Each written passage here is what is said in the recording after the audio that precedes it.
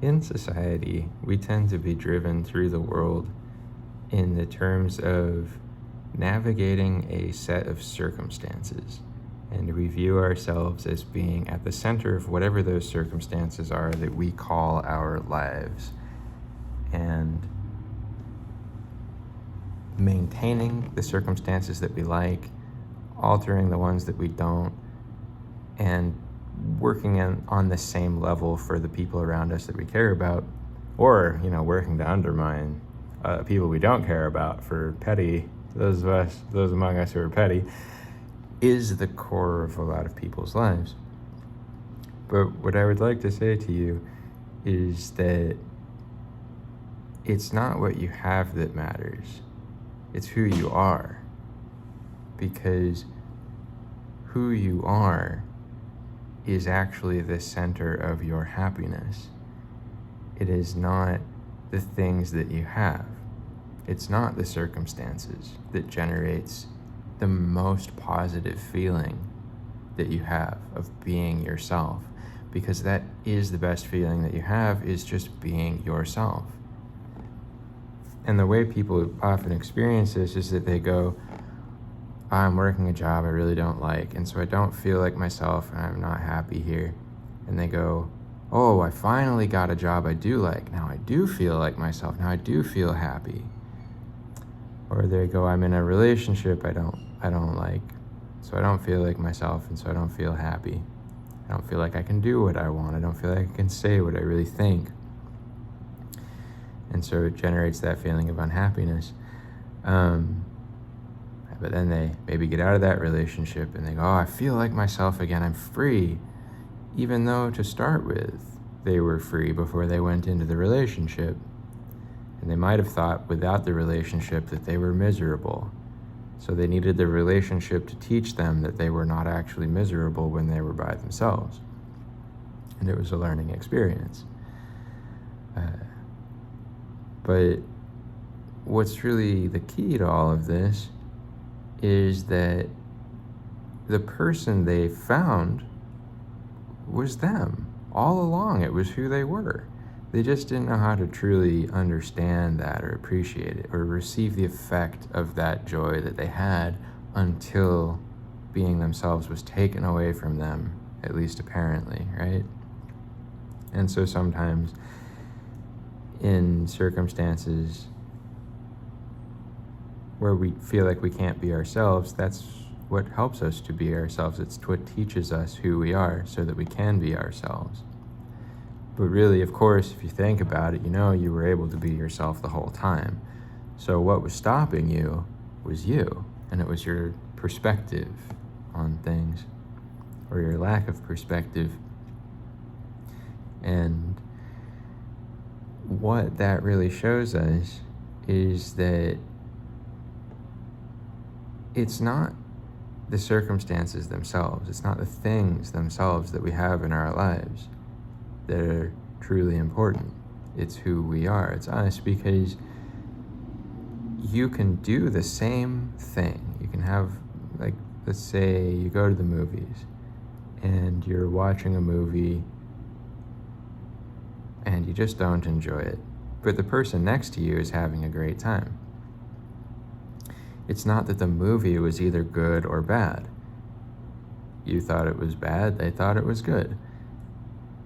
It's that they were able to have a positive experience of it because of the person that they brought with them to the theater. You could say it that way. And you were not able to have a positive experience of it because of the person you brought with you to the theater, being you, right? You're the person you brought with you. They're the person they brought with them. Sorry if that was confusing. And everything in life is like that. Even negative experiences are like that, but in a different way. In the sense that if something kind of sucks to experience, it definitely sucks more for some people than for other people. There are certain people who are, like you put a gun in their hand and you tell them to go to war and they're having a great time. They like that experience. And even if it gets pretty bad, like they might still be in it because it feels immediate to them and it feels real and it feels like a powerful thing that's happening. and they want to feel something instead of nothing. Although that's probably rare. But if we look at positive experiences, this is all a lot more meaningful and relevant, which is to say that if you spend your life trying to have things that you don't have, you're like reaching for something, it's good to have dreams. It's good to have your dreams expand beyond the boundaries of your current reality. But what we would call a bad experience is when our dreams become things that become like demands in order for us to be happy, where I go, I need my dreams to come true for me to be happy. A person with that feeling set will, it's like they receive the effect of that feeling, or that, a feeling that's with you all the time, or thought that's with you. If you're willing to think, I really hate doing this, I really hate this thing or that thing, you're the one experiencing the hatred of that thing. It rebounds onto you because you're the one sitting there with that thought, and you're lost in that thought. And sometimes something can come along that changes that thought. Like, you can be really miserable, like, I just hate everything, and then all of a sudden a beautiful woman comes into your life. If you're a man, or oh God, whatever. I won't try to use the right language or anything. I just don't care. But a beautiful woman comes into your life. Hopefully you can imagine how this would work if this is not what you're looking for. And all of a sudden this person who's so miserable, who's like, I just hate everything, goes, wow, I suddenly love everything. I love everything I do. I love having my coffee in the morning. I love watching a good movie. I love watching a bad movie. I don't care what happens. I'm happy no matter what. Unless something really terrible happened, of course. But basically, within the spectrum of things that they used to not really enjoy, suddenly they're finding all sorts of joy. So their frame of mind shifted. But back to the idea of the relationship at the beginning, where the person goes into the relationship and they come out and they go, I'm so much happier being myself. What a good relationship can show you, or what good experiences can show you, is what it feels like to be you. That's how it feels to be you, is that you're not upset with everything all the time. You're not angry at things. You're not in resistance to things. You're not fighting against the way things are.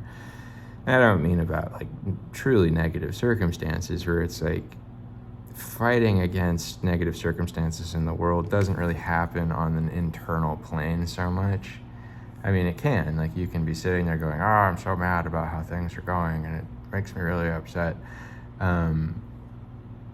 But you're upset about circumstances that have to do with what other people are thinking and doing, and you're going, well, I could change it. It's difficult, and you're trying to get yourself in the right place to know how to approach it, perhaps. But you can have experiences that are totally negative internally, and if you're going through that, what you're dealing with is that you're just in resistance to things that can be experienced positively, that are not like externally, like there are external negative forces that can be exerted on people, right? And yeah, it makes sense to just not be happy about that. But what you can feel about things like that, like let's say it's very hot out and you don't really like the heat, is you can just be neutral toward it internally. You can go, well, it just is hot. That just is what is happening, because you fighting with it internally and fighting is you fighting with reality. They're the same thing. If you're fighting with the circumstances that are internally, it's not changing the circumstances, it's just creating resistance for you to experience, which is making it harder to have that experience of the thing that you're not really, super happy about. I'm not saying you shouldn't try to change things that you don't like. You can definitely do that, but you're probably gonna try to change it if you can. Like, you'd have to be kind of crazy not to. You'd have to be totally insane to not want to change circumstances that are really not working for you. But once you recognize that you're not really getting out of it at the moment, you might as well just accept it. And in the sense of whether you accept it or not does not matter, because it will still be there. So you might as well accept that it's there for now until you can do something, until you can change it. But the key thing to all this is what all of this amounts to is your relationship to these things is what lets you either participate in them in a joyful way or in a neutral way if they're not really experiences you want to have. And if you don't come into a state where you can enjoy something, then it won't, how can I say this, like, you'll be missing out on the experiences you could have because you won't be the person who can have those experiences. And that's a very profound thing. I hope you think about it. Imagine it like this. Like, let's say I go bobsledding with somebody and I'm going down the hill, and well, I would like bobsledding. So for me, maybe the positive side of this, and they'll be having the bad experiences. We're going down the hill on the bobsled, it's going really fast, and I love speed, and I just feel exhilarated, and it's so visceral, and the wind is whipping at my face, and I'm just having a great time. And they're sitting there going, oh, it's so cold and it's going so fast and I hate this and I don't like the speed, and they feel how fast it is, but they just don't enjoy it, and it's just not a fun experience for them. But what you see there is it's not the experience itself that was either good or bad. It was really how we related to it. I'm sitting there having the time of my life. They're sitting there having a terrible experience. But we're having the same circumstantial experience. And now in life we tend to think that things make us feel some way or another way. We go, well, if I'm happy if I have this thing. I'm sad if I don't have the thing that I want. Or I'm sad if this thing is in my life. But in reality, it's who you bring into those experiences that makes you happy or sad. You can actually maintain a baseline happiness relative to everything. Things don't have to affect how happy you are. You can be happy while be having a painful experience, and you're not having a happy experience. But if that experience stops, you'll go right back to being happy, because there will be nothing getting in the way of you experiencing the joy of being yourself. There's just an interruption, like if it's really, really hot or really, really cold or something, and you might have to feel more resilient rather than content, right? So you can't feel content with that negative, challenging sort of energy, and you have to feel resilient instead. But resilience is still an expression of happiness and self, in the sense that happiness is more like a structure of self that is a baseline. It means that nothing could really make you happier than just being yourself.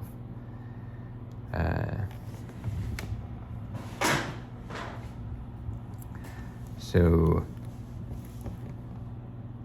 when you realize that that's a possibility, then you know you can always go within, and you know that there's always something inside of you that you're looking for, and that you're not really looking for anything outside of yourself. And so in that sense, that's what I meant at the beginning when I said that you are what really matters. It's not the things that you have. So if you want yourself, then you don't have to be reaching. And if you want yourself, all you do is you just follow your dreams. Because that is what it is to be you in the world, is to follow your dreams to the best of your ability, essentially. I mean, why wouldn't you?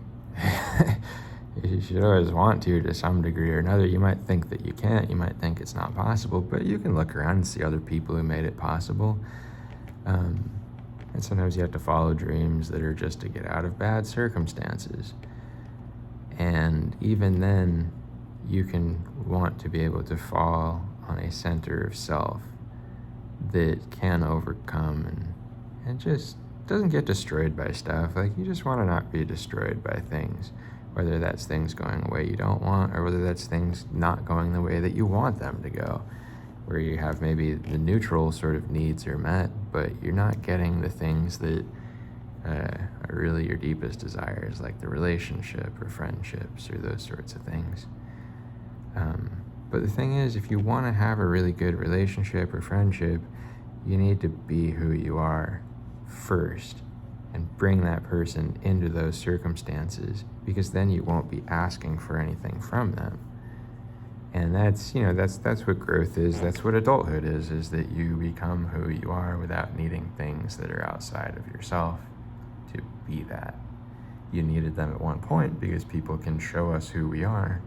By our interactions with them, we can learn, like I talked about at the beginning of the video.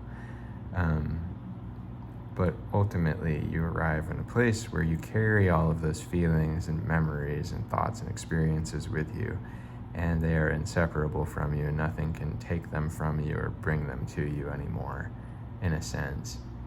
But what there is always the capacity for, and what people do often confuse for their own happiness, is that there are certain circumstances and experiences that allow us to pour more love into the world. And those would be people that we love, and the ability to express our creative passions. Like if you're an artist, if you have the ability and the time to make your art, you feel that spirit pouring into the world, and it is edifying, it's gratifying, it's joyful.